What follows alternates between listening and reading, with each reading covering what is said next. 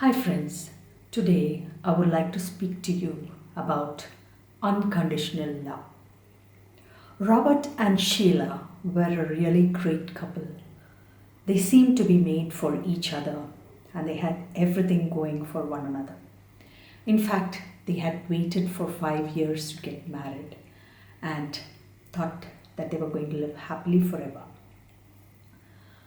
So 2 years passed without any major issues between them. But as time went on, they found a lot of issues cropping up between them.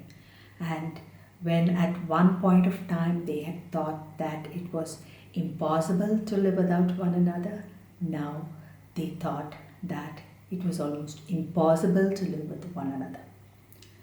Now, why does this happen in human relationships? Human relationships have a very important aspect as a part of the relationship, and that is the ego.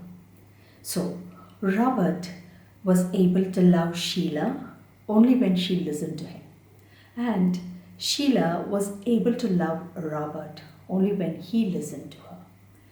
When one failed to listen to the other, then the relationship was in a state of confusion and the conflict grew. Now, how can these kind of situations be settled amicably? Religion gives us a number of solutions for settling these kind of issues in a very amicable way. When a person came and asked Jesus, Master, can you tell me how many times I should forgive my brother? Jesus answered without thinking twice, 7 into 77 times.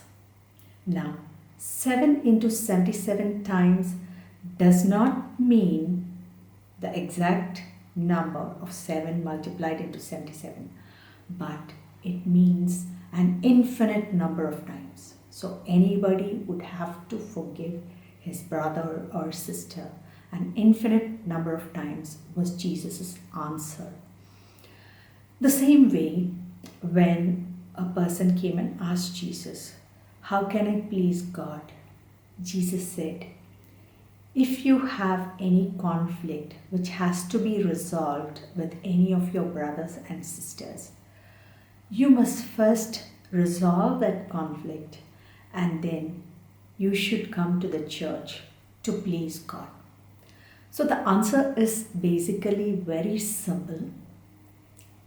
If you have to have unconditional love that Jesus spoke about, then any relationship would be very happy. So when one person forgives the other and keeps on forgiving the other an infinite number of times, the other has no option but to also forgive an infinite number of times. Many people, millions of people have undergone near-death experiences in their lives, and when they come back, they are reluctant to come back in the first place, and when they come back, they say that they have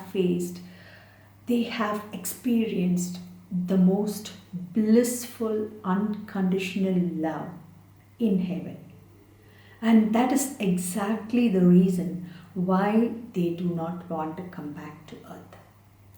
So, my dear friends, let us take some tips from religion and let us try to practice this unconditional love between brothers and sisters so that when we reach God, when we reach heaven, God will forgive us for all our sins.